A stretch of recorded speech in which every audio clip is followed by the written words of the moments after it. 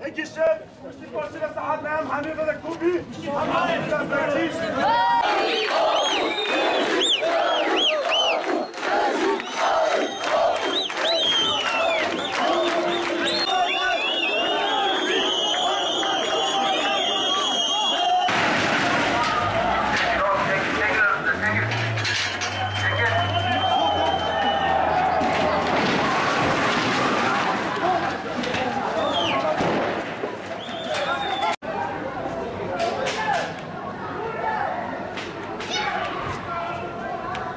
Çekim sırasınca program bitinceye kadar hiçbir zorluk çekmedik, hiçbir sıkıntı yaşamadık.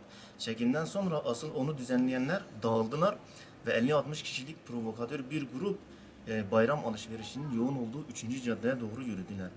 Ben de diğer muhabir arkadaşlarla birlikte bu olayı takip ettim. Ve asıl çekimleri almak için 3. caddeye kadar geldik. Çekimleri almak sırasında grup içerisinden bir genç bana neden çekim yapıyorsun, bu çekimleri ne yapıyorsun diye söyledi ve kameramı kapattı. Ardından 8 kişilik bir grup hemen üstüme saldırdı. O süre zarfında yumruk yedim, enseme bir çizik atıldı herhangi bir cisim ile. Ondan sonra esnafların yardımıyla grup dağıldı, herkes gitti. Grubun içerisinden bazıları gelip sonradan özür de dilediler.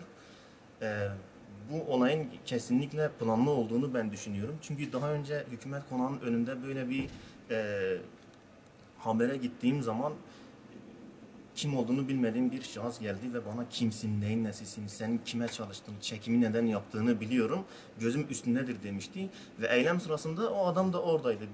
Kendi düşüncemle o iki adam kesinlikle planlı bir şekilde yaptı ve o grubun saldırısına maruz kaldı.